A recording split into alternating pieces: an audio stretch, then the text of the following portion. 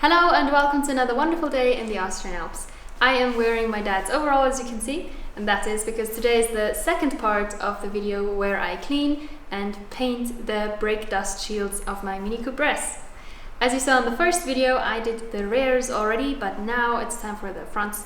They're, I think, pretty similar, but they are bigger, and they're actually not of aluminium. I think they're of iron because they've started to rust a bit. So this one will be maybe a bit more difficult.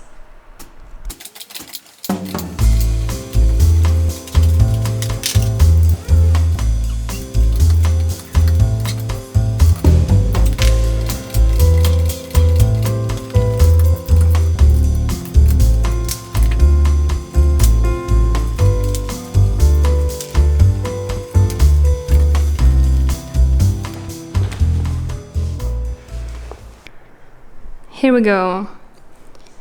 Now, upon closer inspection, you can definitely see there are a couple of rust spots around the dust shield, and that is exactly what I'm going to work on and completely remove them, zinc spray it, and then paint it with heat-resistant paint. However, I've also noticed that the carrier, which is this part, is also kind of rusty. It's also rusty above here, so I'm probably going to treat those areas as well. So the next step is, of course, to take off the brake caliper. First off, I'm just going to get rid of this brake pad sensor, otherwise it's going to be in the way when I take off the brake caliper. So it's in here and I should be able to just more or less pull it out.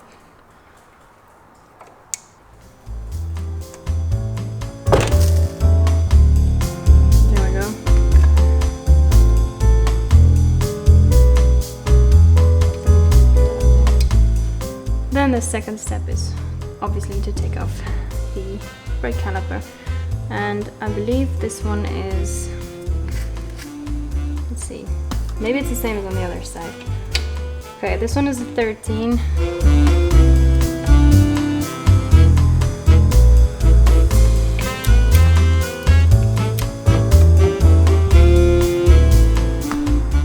So this is a 17 in here.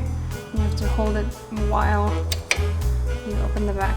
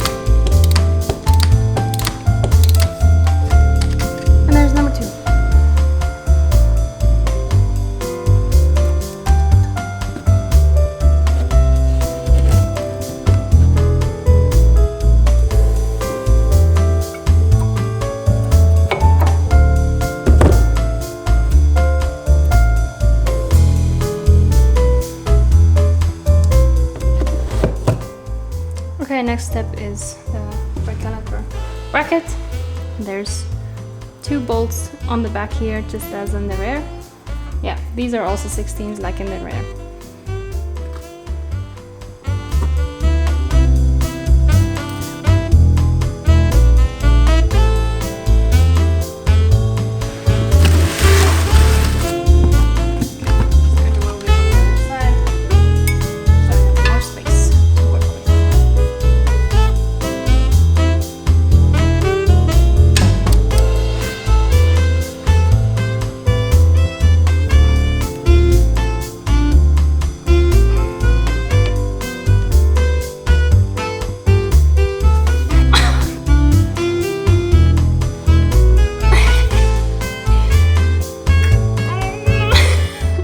I can't do it, I can't open it. I'm going to ask my dad for help.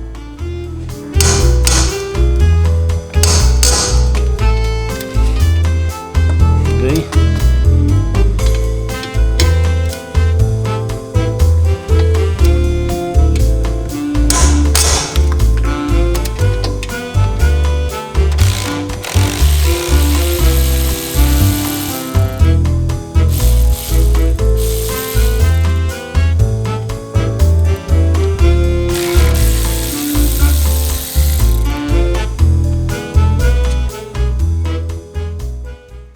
onto the T50 for the brake disc.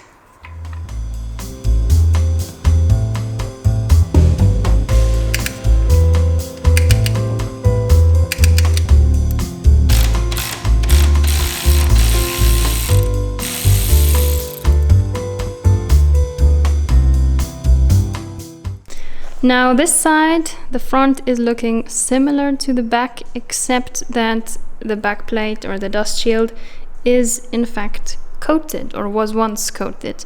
You can see that grayish color. Of course it's very dirty. There's a couple of rust specks, but it's not in such a horrible condition. And also, if you notice, compared to the back, you can actually see the torx bolts here. And they are sticking above from the hub, so that means I will not need my very strange contraption of a method to remove these bolts.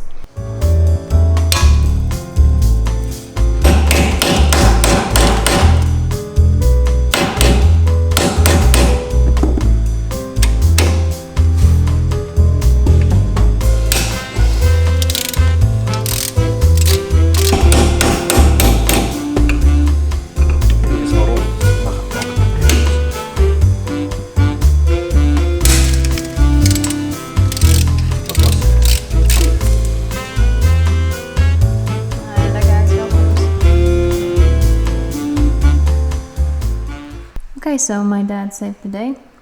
He decided to just hammer it in there, and now he was able to get out all the screws, the 3 remaining ones.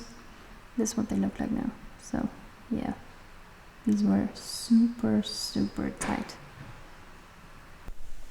Moving on, this is what the backing plate looks like now. It's quite a bit rusty. You can't see that much rust, but it's underneath.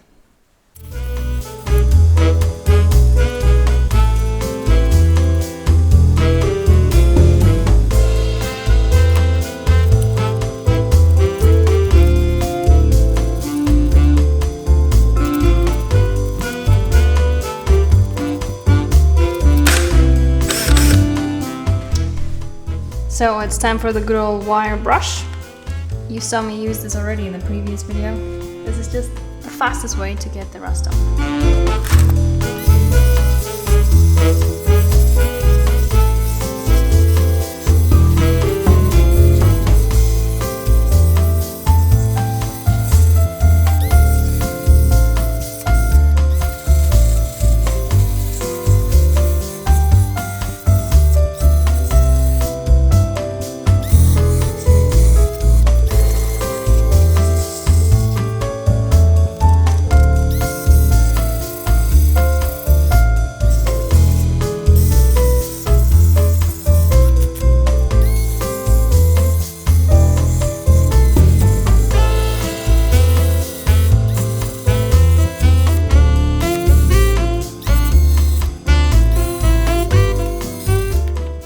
Just about as much as I can get off. Clearly it's not everything. I'm going to clean it again, but I'm definitely going to try and use the same product as I did last time, or in the first part, which is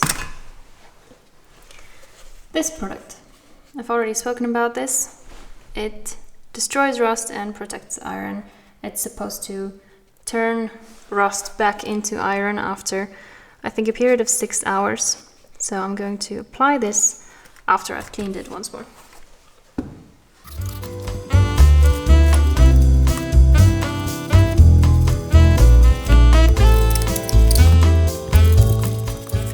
Now I've just finished removing as much rust as I can and cleaning up the backing plate or the dust shield, whatever you want to call it.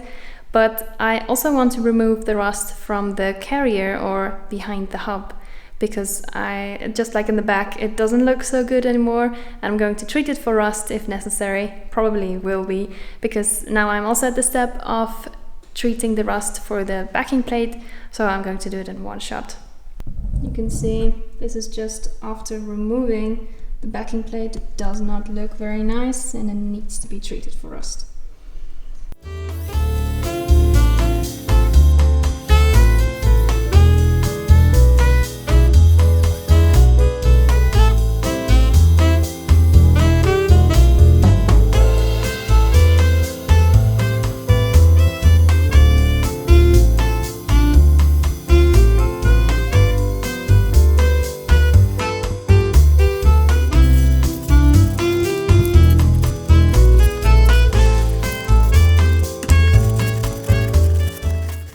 Okay, it's time for this product. You know this already from the first video. This product is Epoxy Brunox, and it's supposed to destroy rust and protect iron, as in turn it back into iron, the rusty parts. I've already used this last time. You're supposed to just add this with a brush and then wait for, I think, 6 hours for it to do the chemistry, and then you have to paint over it. So I'll be using the same black paint as I did last time because it is heat protective. So yeah, I'll do that now.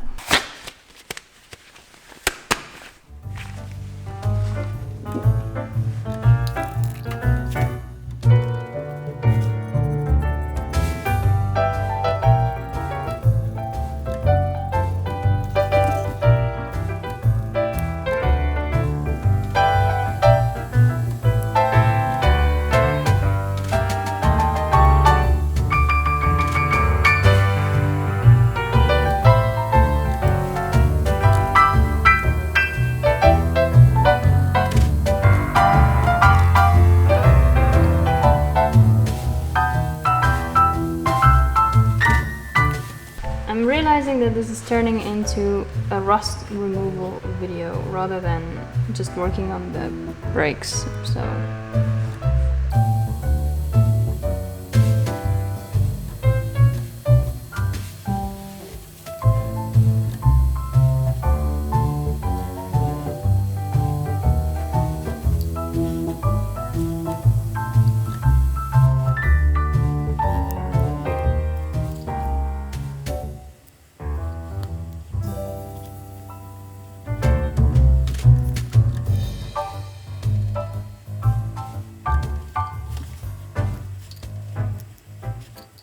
I have finished applying all of the rust neutralizer, and if you look closely you should be able to see that it's kind of turning purplish, and that is the thing doing its thing. Alright, it's now really late in the night and I have finished applying all of the rust neutralizer, and this has to sit for at least 6 hours. So I'm going to call it a night and go to bed, and tomorrow morning I will start applying Zink Spray, which you know already from the first video. This is just an extra layer of protection against rust, and after that I will paint it, so you will see me in a few seconds. Approximately 10 hours later. It is now the next day and the rust neutralizer has done its job. It's looking a little bit purplish. Definitely worked. Same on the carrier here. Just like on the rear, the next step is to spray some zinc.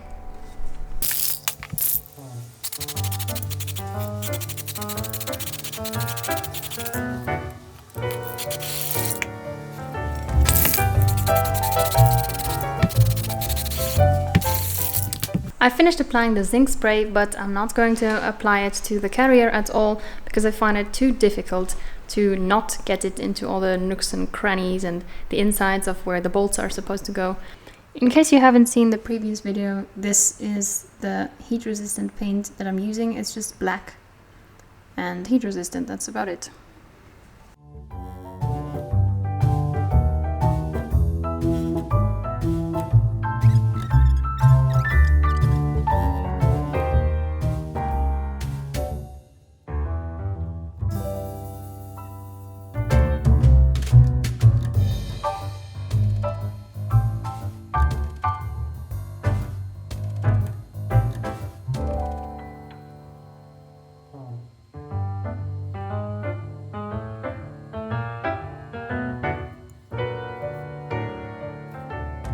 There we go, all done now. Hoping this will last me a little while at least.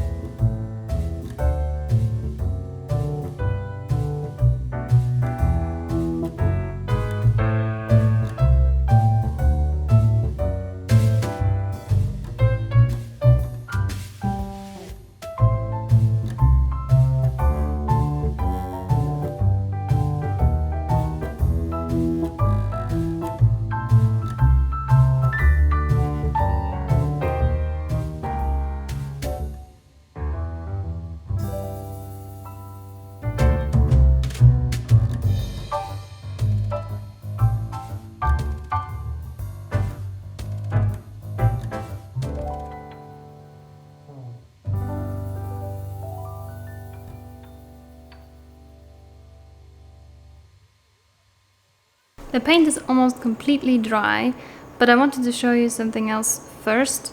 You remember these damn bolts, right? Well, as you can see, they're pretty stripped, so there's no way I'm going to reuse them. Instead, I just went to a local shop of mine to get these bolts. Now they're not Torx, as you can see. They didn't have the original M6X10, I think these were, but they're the same size almost. These are a little bit longer, which doesn't matter though, because there is more space. So I will use them instead. That's it. That's all I wanted to say.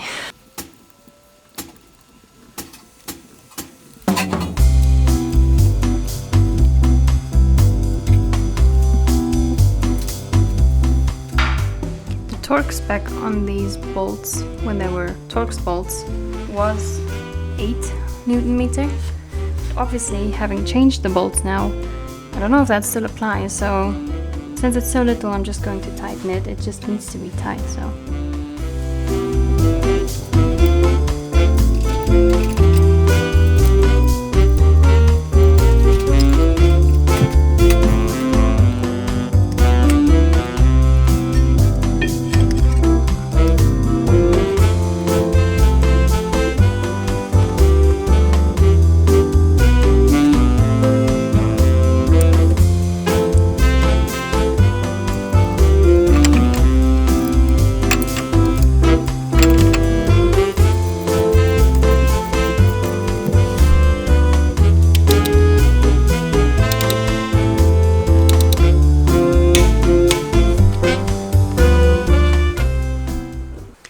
Now these are the collar bolts, which are the next ones that are going in. They were giving me a hard time to get out, and that is why I want to introduce you to another beautiful liquid that I like to use, which is copper compound. You might know this. It's just a type of grease. It looks really disgusting, but it is ideal for ensuring that bolts will not get seized. And that is exactly what I'm using it for. So I'm just applying a tiny little bit at the front here for the next time when I have to remove this.